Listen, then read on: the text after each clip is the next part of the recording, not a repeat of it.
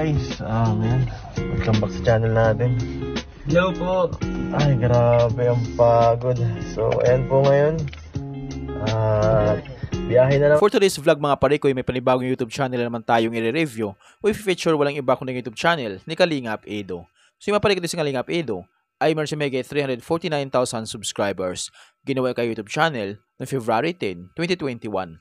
At may total video views na umabot sa 44,385,188. Dito sa video ito mga parikoy ay ating alamin kung magkano na nga ba ang kanyang estimated YouTube sahod. Disclaimer, lahat na makikita yung amount dito o mapabanggit kung amount dito ay pawang estimated po lamang gamit ang Social Blade. Ang Social Blade ay isang public website na kahit sino ay pwedeng tumingin dito at maaari nyo rin makita ang lahat ng mga estimated YouTube sahod ng mga vloggers or content creator. At layunin lamang ng video ito na makapagbigay ng inspirasyon sa mga tao makapanood nito, lalong-lalo sa mga small YouTuber. So yung mga parikoy, kung meron kayong indidolong vlogger na gusto nyong malaman kanilang estimated YouTube sahod, paki-comment lamang sa comment section at gagawa natin ng ganitong klaseng ori ng video. Ano pang hinihintay natin mga parikoy, samahan nyo kung i-review natin ang status ng YouTube channel ni Kalingap Edo.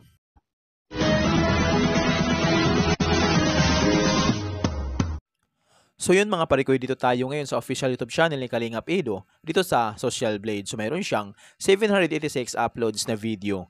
At yung kanyang subscribers ay umabot na sa 349,000 subscribers. So deserve ni Kalingap Edo na magkaroon siya ng maraming subscribers. So deserve lahat ng mga Kalingap team na magkaroon sila ng maraming subscribers at malaking sahod sa kanilang YouTube channel upang mapalawak pa nila yung magandang layunin yung pagtulong sa mga kapos palad. Total ang kanyang video views na kuha na siya ng 44,385,188. Country Philippines. Channel type games. Ginawa kay YouTube channel noong February 10, 2021. Nakakuha siya ng 6,000 subscribers, tumaas ito ng 20.0% kumpara sa nakalipas na 30 days.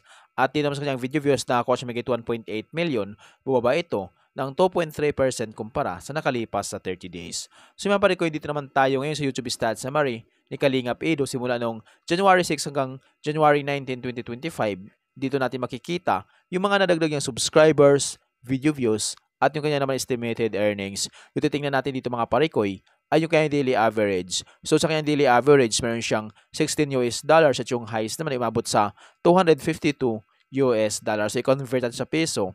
Simula natin pag-convert sa lowest na meron siyang $16 times natin sa 58 ay meron siyang 928 pesos na posibleng kitain sa loob ng isang araw.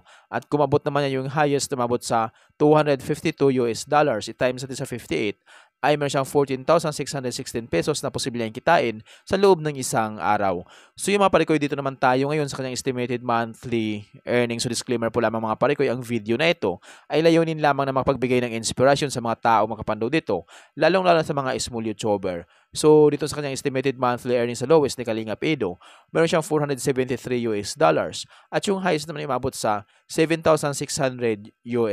I-convert natin sa peso. Simula natin pa-convert sa lowest na mayroon siyang $473 i-times natin sa 58 ay meron siyang 27,434 pesos na posibleng kitain sa loob ng isang buwan. At kumabot naman yung highest na umabot sa $7,600 i-times natin sa 58 ay meron siyang 440,800 pesos na posibleng kitain sa loob ng isang buwan. So maparin ko maring magbabago pa ito depende sa dami ng views na makukuha ni Kalingap Edo. So dahil sa sahod ng mga vloggers or content creator, nakadepende sa dami ng views, hindi sa dami ng subscribers. At laking tulong din yung mga viewers na hindi nag-i-escape ng ads. So kapag once na hindi po tayo mag-i-escape ng ads, medyo lalaki ang YouTube sahod ng mga inidulo nating vlogger. So yung maparin ko deserve ni Kalingap Edo na magkaroon siya ng malaking sahod sa kanyang YouTube channel. So deserve lahat ng mga Kalingap team na magkaroon sila ng malaking sahod at maraming subscribers sa kanilang YouTube channel upang mapalawak pa nila yung magandang layunin yung pagtulong sa mga kapos palad. So yung mga parikoy, hanggang dito lang yung video natin. So kung mayroon kayong iniidolong vlogger na gusto nyong malaman kung nilang estimated YouTube sahod, paki-comment lamang sa comment section at gagawa natin ng ganitong klaseng ori ng video. At kung nagustuhan nyo ang video ito mga parikoy, huwag nyo po sanang kalimutan mag-like, share at mag-subscribe sa munting channel na ito. Once again, this is Parikoy TV. Peace out.